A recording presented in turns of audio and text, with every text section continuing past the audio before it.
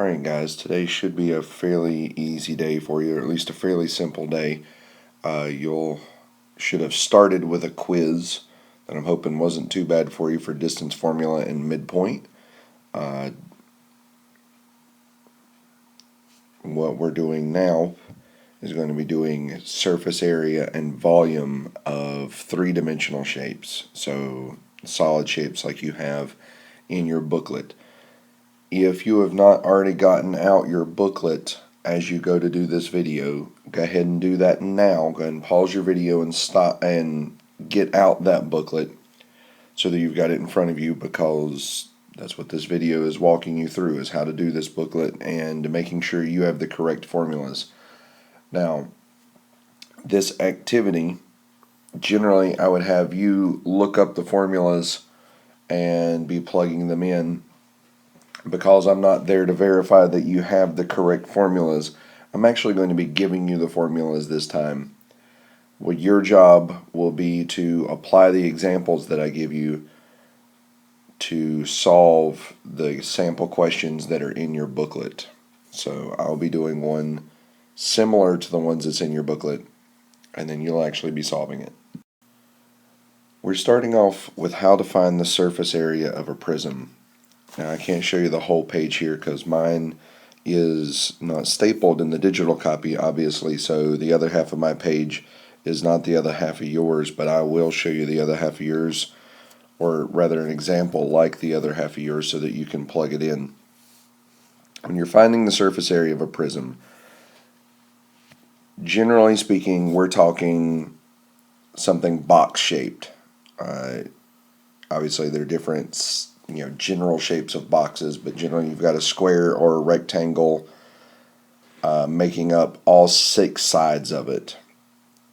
You could have, in this case, a triangular prism where you have triangles being 2 of the sides, but for the purposes of this book, they're going to be made entirely of squares and rectangles. They don't always have to be made out of the same shapes. So what I'm going to show you is a general form of how to find the surface area of a prism.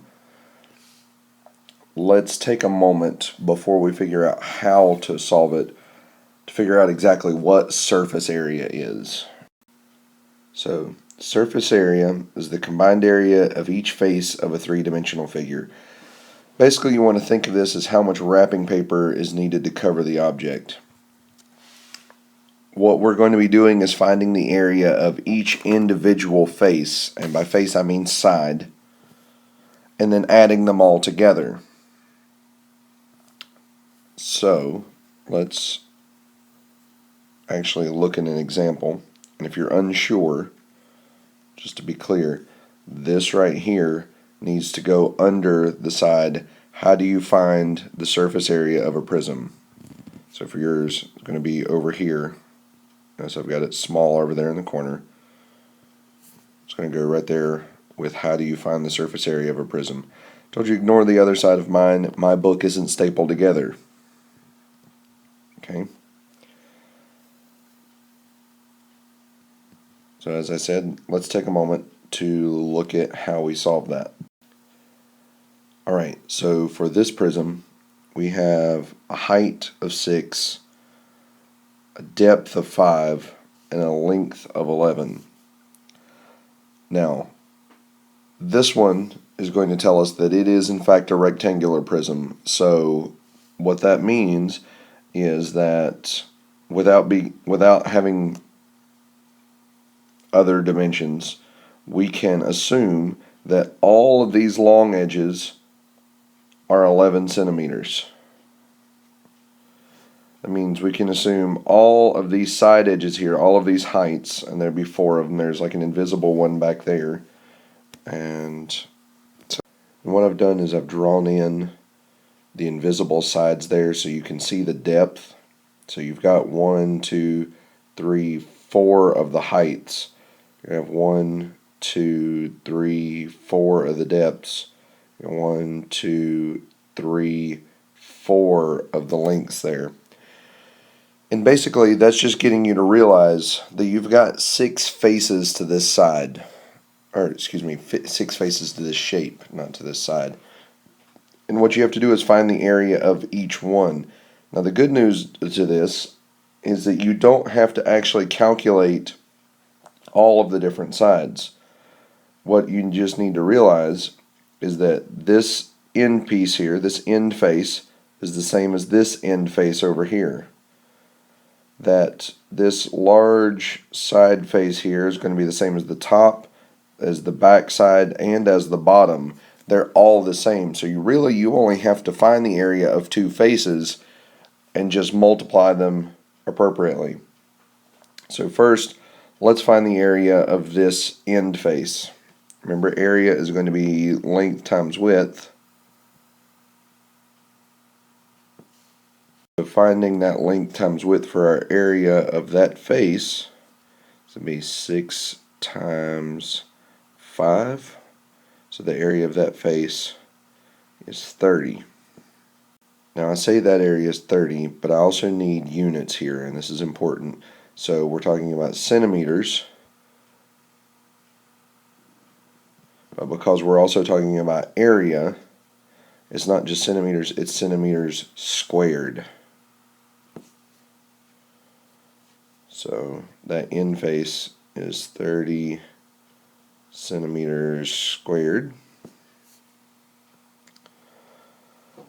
Now I need to find the area of the side facing me, and that's going to be 11 for the length.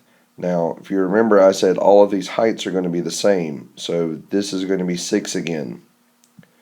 So the area of that face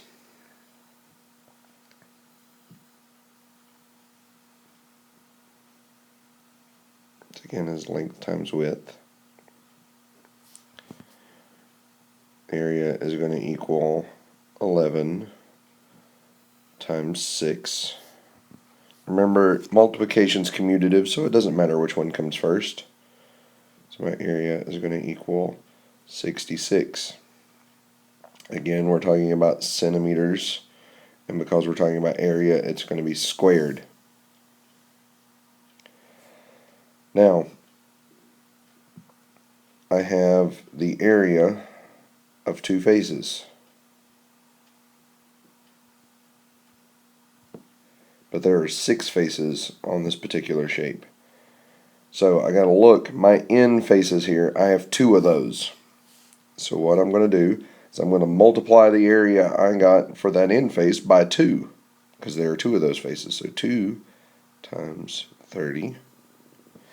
And I'm gonna add it to all of my other sides, so plus, and what I need to do is realize that of this longer side here, the one that's 66 centimeter squares, I have 1 facing me, 1 on top, 1 that's in back, and 1 on bottom, so that's a total of 4 of those sides. So I multiply that by 4.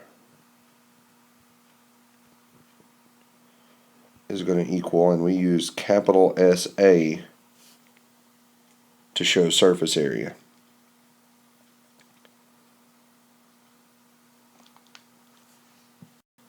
So what I've done here is I went ahead and did the math for you. So 2 times 30 is 60, plus 4 times 66 gives you 264. You add those together, that gives you 324 centimeters squared as our surface area. Because remember, we're talking about area, you've got to have a unit, and it's going to be squared. Now, obviously, this is not one that is in your booklet. This is an example. But you should be able to find the surface area of those 2 figures I've given you from this example, because it's exactly the same.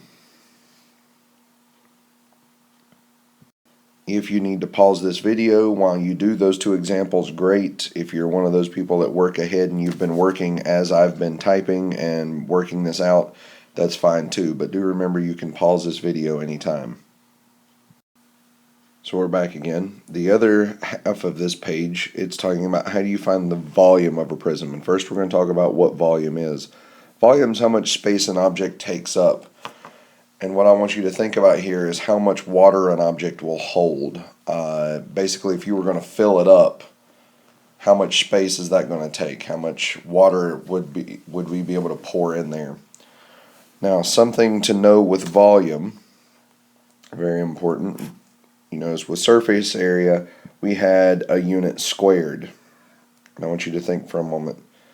With area, let's give the example of centimeters again. We have centimeters squared. Because to find area is length times width.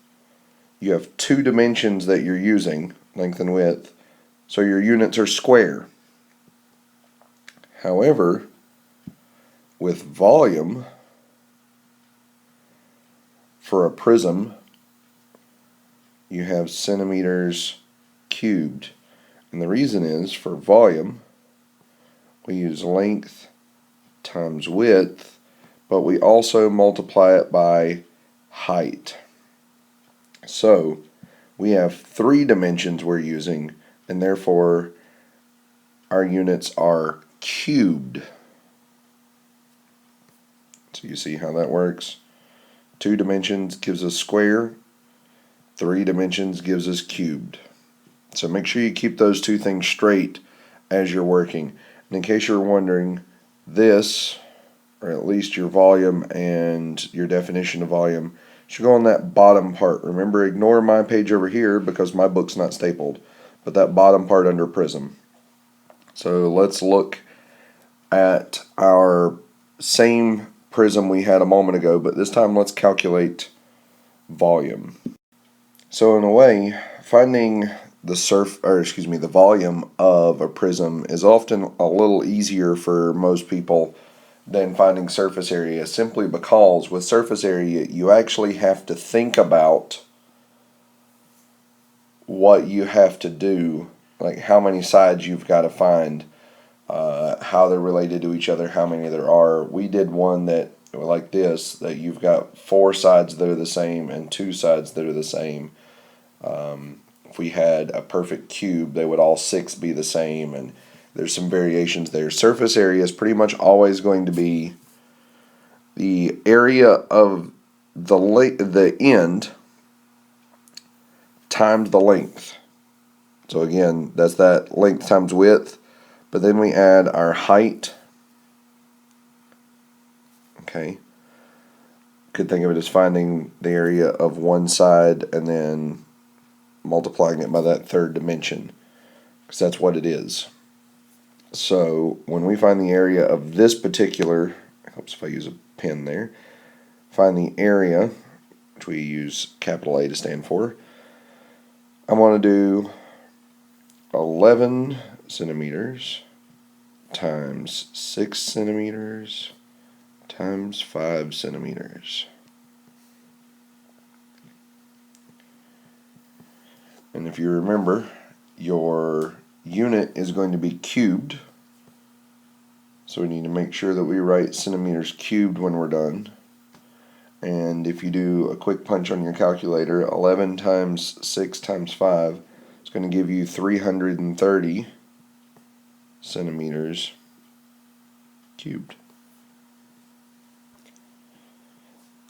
Told you one way to remember that. You have 3 dimensions, length times width times height, so it's going to be cubed.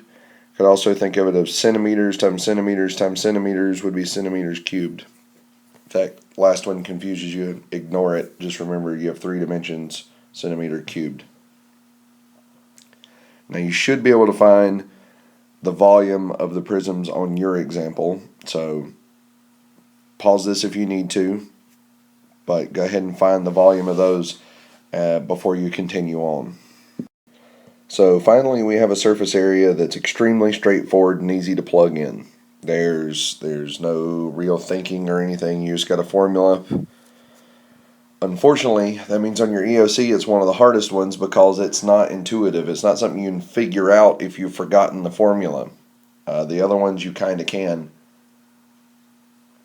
That's another unfortunate thing about your EOCs is they do not give you a formula page. I know you're used to that sometimes in the past on end-of-grade tests or something along those lines, but they do not do that on your EOC. You get no formulas, so just be aware of that. Surface area 4 times pi times your radius squared. Remember, if they give you a diameter, you have to divide it by 2. I'm going to keep saying that over and over again. Hopefully you'll eventually remember it. So if I've got a diameter instead of a radius, remember diameter goes all the way across, radius goes halfway. You're going to divide by 2 if you've got a diameter. This one we have a radius though, so we're going to plug it straight in. So we got surface area equals 4 times pi times 14 squared. Okay. Now, remember, if it puts your answer in terms of pi, you're going to multiply your numbers together. Okay. What that'll do is that gives you how many you multiply by pi. So in this case, you've got 14 squared times 4, which gives you 784 times pi. Okay, it's a fairly large sphere. So your surface area, if you're actually doing the number, would be 784 pi equals 2,463.01 because we round, and it's 0.008, which means we round up. Remember our units, centimeters, and we're doing surface area, so it's squared. Okay. Pretty straightforward on that. Feel free to pause, rewind as much as necessary to help you with your 2 examples. I will help you on example 2. It gives you the circumference of the sphere. If you will divide by 2 pi, that will give you the radius. Okay. If you will divide by 2 pi, that will give you the radius. So that's number 2. Divide first by 2 pi. So, like it has been on the other ones, volume's fairly straightforward. We're going to use the same sphere we had last time. Volume's 4/3 pi times radius cubed again. And I'm going to say it over and over, I told you. If you have a diameter which goes all the way across instead of a radius that goes halfway across, you need a radius for your formula, so you're going to have to divide that diameter by 2. Or if they gave you something like example number 2, or in this case example number 4 on finding volume, they do the same thing. They give you a circumference. You've got to divide first by 2 pi to get your radius. Okay. Could divide by pi and get your diameter and then divide by 2, or you can one-step it and just divide by 2 pi. Either way works. This one we have a radius though, so we're just going to plug it straight in. So volume equals 4/3 pi times 14 cubed. So remember, if your answer choices are in terms of pi, so they gave you so many pi, what you're going to do is multiply just your numbers together, so this in this case 4/3 and 14 cubed, and put that in front of pi. However, on this one, our number comes out to be a fairly large fraction, 3,000 and some, times 3 for your thirds, so you're looking at 9,000 and some thirds times pi. So what we're going to do instead is just go ahead and multiply it all the way out and solve. Your calculator will take care of that. I would, in case you're not getting the same thing I am, it may be because you're not using those parentheses. They shouldn't be required if you plugged it in right, but if you're finding you're having trouble getting it to work out right, try that. You could also make sure that you put your 4/3 in parentheses. Remember, I said it once already, but remember on examples 2 and 4, you have to divide by 2 pi first to get your radius. Should make things a little easier for you. If you need to, feel free to rewind, rewatch this video as many times as you need to. If you do not finish this book in class, you need to finish it at home. There is a short homework assignment that goes along with this. But between this and your quiz and your homework, that should be most of your day. If you finish all of that in class, you are free of homework this weekend. Hope you have a great weekend, and I'll see you guys on Monday. So same thing again, only we're talking about pyramids this time instead of prisms. So let's zoom out a little bit and talk about how to find these. Surface area is still the same, whether it's a pyramid or a prism or a sphere or a cylinder. What surface area is the same. How you find it varies a little bit from each style of shape. So let's talk about surface area of a pyramid. So similar to before, what we're going to do is find the area of each individual side and then add them all together. So in this case, the area of a pyramid is going to be the area of a triangular face, so just one of them, multiplied by how many of those triangular faces there are. So in this one, we have 1, 2, 3, 4. I know I have 4 of those because I have something as a base that is a quadrilateral, in this case a square. And all of the ones you have on your sheet are also squares. This is a special type of pyramid known as a square pyramid. I know, highly creative in those names. So what we're going to do is find the area of one triangular face, and if you remember, even if you don't remember, it's still true. Area of a triangle equals 1/2 base times height. And then they give you both of those in this, give you a base of 25 and a height of 32. We know that's the height of the triangle because if you recall, I told you when doing area that the height has to be perpendicular to the base, and we have that little right triangle symbol down there in the corner. So we know area is going to equal 1/2 times the base of 25 times the height of 32. It gives me an area of 400 feet squared. Now remember, we take the unit they give us and we square it because we're talking about area.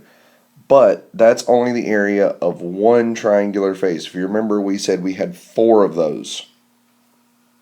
So, setting up over to the side, and start setting up my formula for surface area over to the side here. And I know I'm going to be multiplying the area of the triangular side by 4 because I have 4 of those. And I'm going to have to add the area of my base, which I haven't found yet. But my base is easy enough to find. It's the area of a quadrilateral there, in this case a square, so it's going to be 25 times 25, which for those of you that don't know your 25 multiplication tables is 625 feet squared. And I only have one base, so I don't need to multiply it by anything, so just plus 625. So what I've done is just went ahead and multiplied 4 times 400. It gives me 1600. And I give 1600 plus 625. My total surface area is 2,225. And then I still need my units, feet squared. I'm literally just finding, with surface area, finding the area of each face and then adding them all together. Sometimes it's easier to see what we call a wireframe of the shape and know that you're finding the area of each individual piece. And we may talk about that a little bit when I get back on Monday. But just know that you're finding each individual face and adding them together. Now that should be good enough to get you the examples for 1 and 2.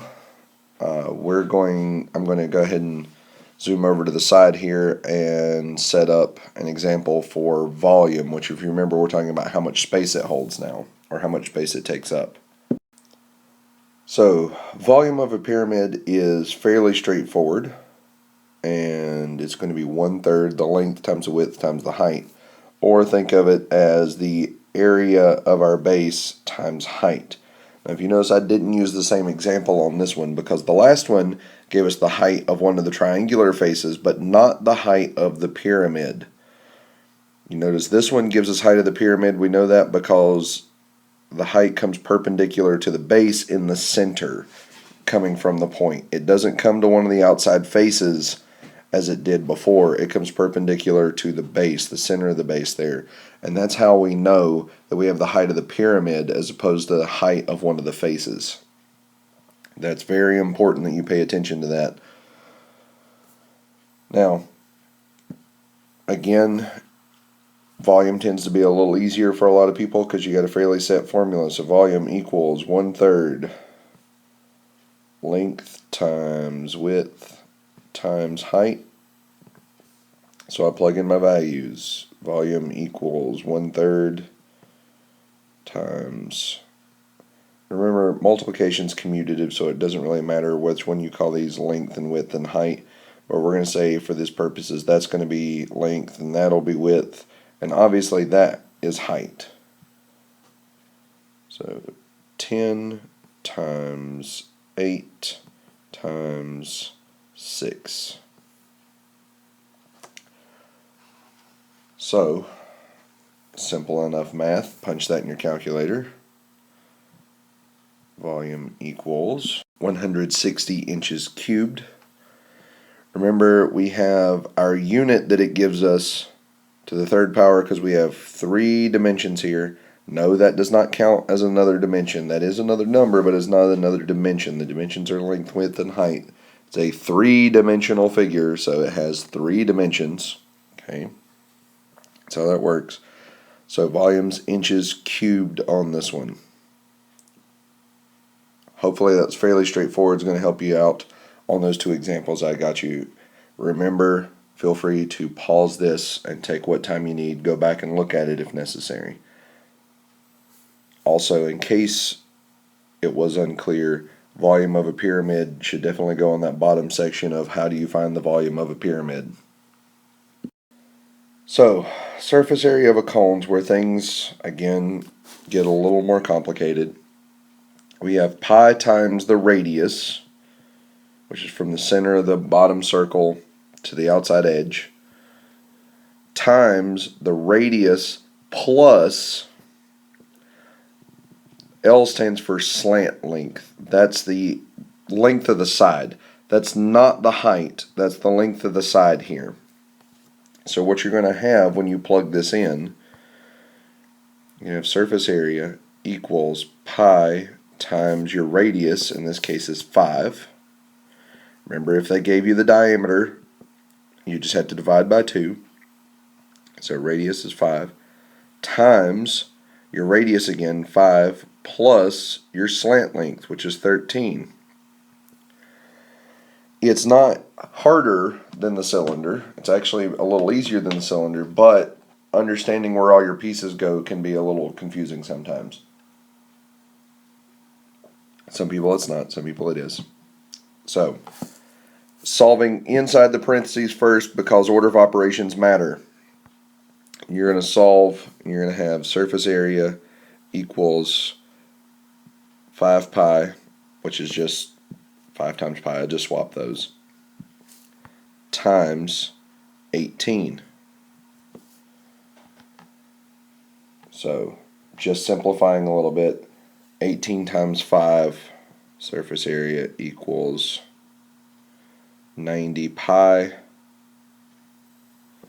Now, again, your calculator will take care of the whole thing right here. I'm just showing you the steps, simplifying it out. Just in case, sometimes your EOC will do something funny like leave it as 90 pi instead of doing your decimal form, doing your standard, and having it be 282.74. Sometimes they'll leave it at like 90 pi. So, I want you to be prepared for that. So surface area equals, if we're doing a standard form there and solving it out, would be 282.74. And hopefully that's enough of an example there. Like I said, you can restart it and go through again, but all we're doing is plugging in on this one. We're plugging in radius and slant length in the appropriate place. And I'll even label that L there is slant length. Okay. Feel free to pause that and solve those two examples I've given you. Once again, volume tends to be a little more straightforward. No weird terms or anything on this one. You've just got 1/3 times pi times r squared times the height. Now, a reminder, r stands for radius. That's halfway across a circle. That's from the center point to the outer edge. One like this and one like your at least one of your examples gives you the diameter. So if you have the diameter, you have to divide by 2 first. It's going to be half of it. So the first thing we're going to need to know is that our radius, that's half of it there, is going to be 4 inches. Okay. Then we're just going to plug it in.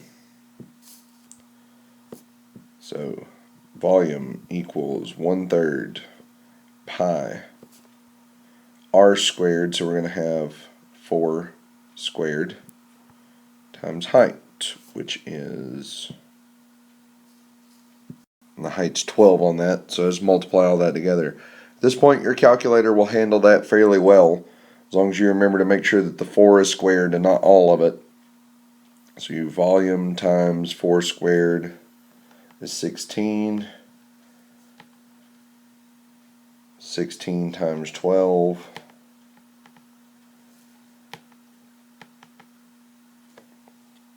So simplifying everything out, you get 64 times pi, because 1/3 times 4 squared, which is 16, times 12 gives you 64.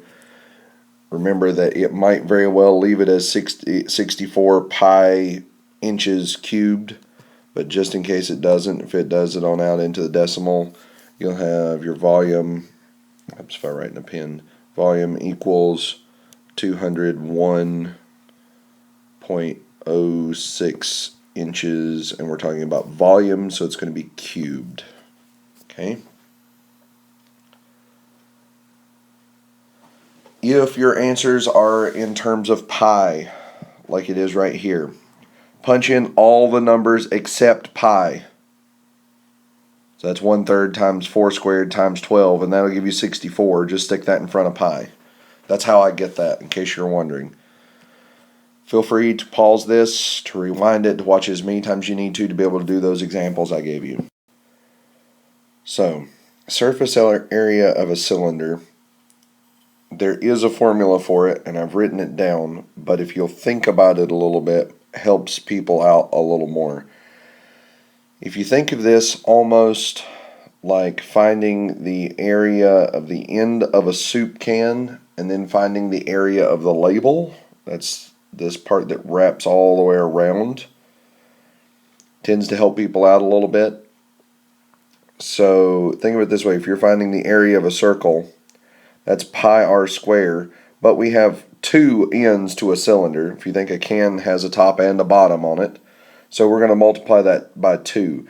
So what that part does right there, the 2 pi r squared, is find the area of the 2 end pieces.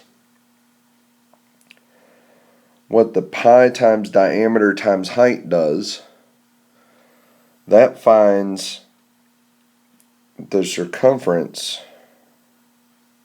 times the height. If you remember, circumference is pi d, or 2 times the radius times pi. So either way is going to give you that circumference. And it just depends on whether they give you the radius or the diameter, and I really can't tell you which one they're going to give you. They might give you both. So if you notice this, I've written it as pi d, but your example has a radius.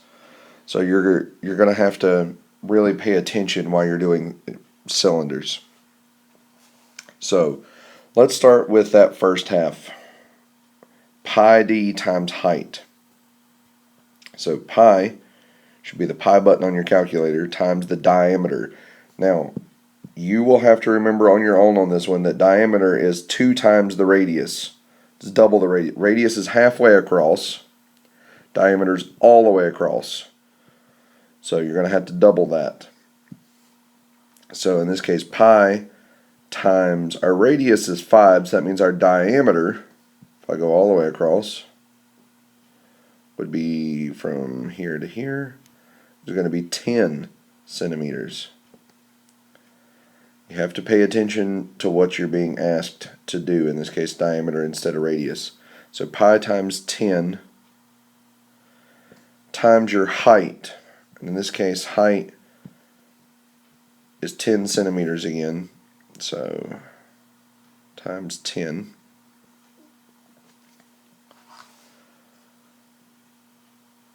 plus, notice I'm not rounding that off. I'm not rounding that off yet. I'm not punching that in my calculator and going to get a decimal, because remember, we only want to round once. We only want to round once. So the next one we have to do is plus 2 pi r squared. So the 2 doesn't change, the pi doesn't change. All that changes is r. You remember we already said we have our radius is 5. So 5 squared. Now, for surface area, if you're going to try to punch it all in your calculator at one time, I'm going to go ahead and tell you that I don't recommend doing that right away. I recommend multiplying sections and letting your calculator punch those in. But if you insist on doing that, you need to make sure. I'm going to change colors so you can see that a little better. Those parentheses, you need to have another set around each one of those. And because it is so easy to mess up how many parentheses you have here, if you notice you got 1, 2, 3 sets of parentheses here, and that one's encasing both of those, it is so easy to mess that up. So I really don't recommend punching it in your calculator all at once. What I recommend instead is taking your surface area and doing one section at a time. So 10 times pi gives us 100 times pi, which gives you 314 point something something something something. But we're going to let your calculator do all that for you. If you're going, Mr. Mitchell, where in the world did you get that? I did 10 times 10 gave me 100, treating pi almost like a variable, even though it stays the same. It's a number 2. So I'm going to leave it there and let my calculator take care of the nasty math. If you did the whole thing there in your calculator, you could do the 3.141 something something something on there, and it would be fine.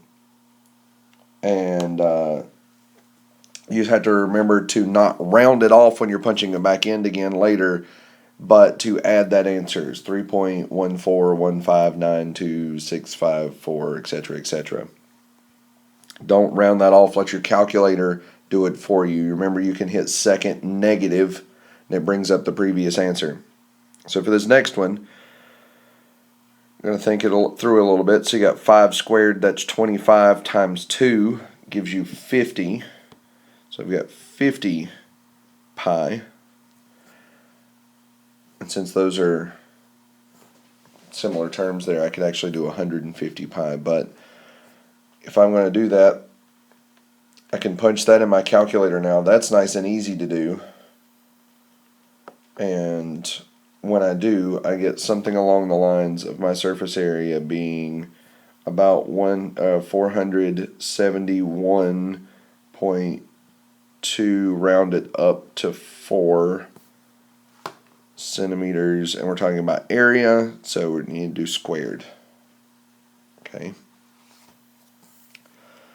Cylinders are a little more complicated. Cones that we're getting ready to do in just a moment are a little more complicated, but not beyond anything you can do. That should be enough to get you figured out for those 2 examples I gave you. Remember, feel free to pause it, go back as necessary. I'm going to move on to volume of a cylinder, which again, volume tends to be easier. So as I said, volume tends to be easier, as it has been on your other ones as well. You got a nice easy formula there. And basically what you do is you find the area of one of the end pieces, so pi r squared, and multiply it by the height. And that takes care of your volume. So in this case, it's pi r squared height. Remember that if they give you the diameter instead of the radius, you've got to divide by 2. The examples on your paper, they give you diameter. So whatever the diameter is, you have to half it. So giving you an example there, let's say instead of 5 on this, it gave you the diameter and said it was 10 centimeters. Okay. If that's the case, when you go to plug that in, you're going to have volume equals pi times your radius squared. Now, your radius this time is going to be half of your diameter. So if my diameter is 10, my radius is going to be 5. So I've got 5 squared times my height, which is going to be 10. So volume equals 5 squared is 25 times 10 is 250. So I have 250 times pi. Punch that in your calculator, because remember we only want to round one time. And your calculator will do all of that together fairly easily. Pi times 5 squared times 10. And you're going to get your volume being approximately 785.40, because we round to the hundredths place, and it's 398. So we have 40, and it's going to be centimeters, and it's volume, so it's cubed. Okay. Fairly straightforward. Hopefully is enough for you to be able to do those examples I gave you. Remember, feel free to pause this and go back as many times as you need to.